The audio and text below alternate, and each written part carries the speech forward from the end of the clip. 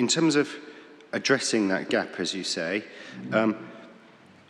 just briefly, because as I say, I don't want to go into the detail on the thresholds in the policy for the moment, because we're going to be coming on to that later. So this question, this is issue 1.3,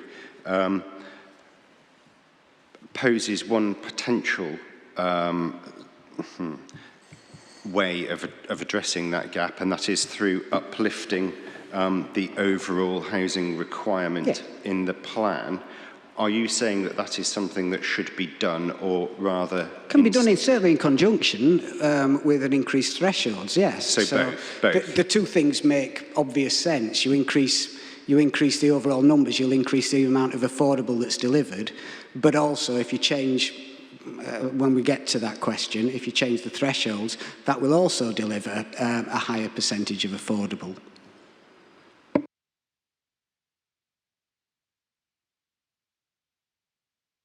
Okay, thank you for that. I just want to come back to, Mr. McColgan, you made the point about the King's Lynn judgment. Bearing that in mind, and bearing in mind what the PPG says, that's the sentence that I read out earlier, would an uplift to the plan requirement be a legitimate response that was in line with national guidance? Well, it has to be in consideration of the overall need. So, I mean, in terms of the specific guidance, it does say it should be considered rather than necessitates that it definitely should.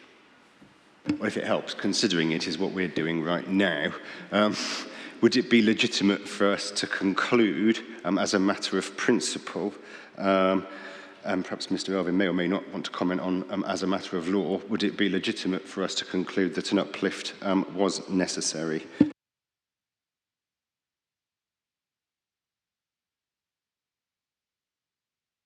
Well, what Mr. Justice Dove says in King's Lynn is construing the policy. And if you look at what Lord Justice Lindblom then says in the Court of Appeal in Oadby and Wigston and Hinckley and Bosworth, it is ultimately a matter of planning judgment. So although there isn't a requirement in national policy to meet it, it's a matter of planning judgment as to how far you determine it is necessary, because it's your planning judgment with regard to the issue of soundness. So it's not a legal limitation on you. Thank you for that. That's what I was looking for you to say. Thank you very much. As examples, I think Oxford has recently adopted a plan which addresses its affordable housing need in full by uplifting its overall housing need. Okay, it was a bit more complicated than that, because they then passed on the need that they couldn't meet within their own boundaries to adjoining districts. But Oxford actually took the view in their plan that they would do that. So I think that was found sound eventually and deemed to be legitimate. So it can, I think it can be done. That's the only point I'd make.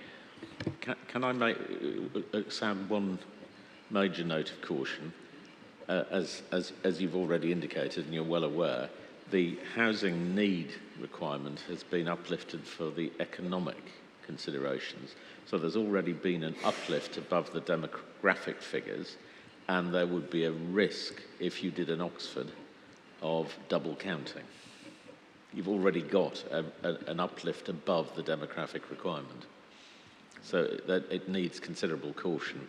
And certainly I would suggest that the Oxford approach wouldn't necessarily be the appropriate one here.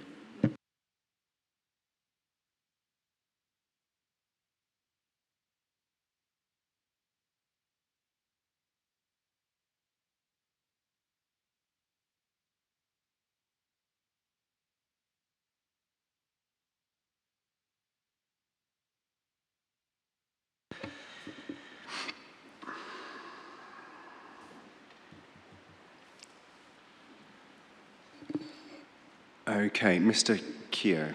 Sorry, I've no idea who indicated first, so my apologies if you've been waiting for a very long time, and Mr. Keogh has only just slipped his up now, and I do apologise for that, but fear not, I will get to you. Mr. Keogh. Thank you, sir. I don't know whether you want to take a break at this point, because Are you going to go on for a while? I think I might, yeah. And as Councillor Pavlovich just said, there's a lot to go at here. There's a lot of statements that have been made that I'd like to respond to. Yeah, absolutely, sure. Is anyone indicating with a shorter point for now?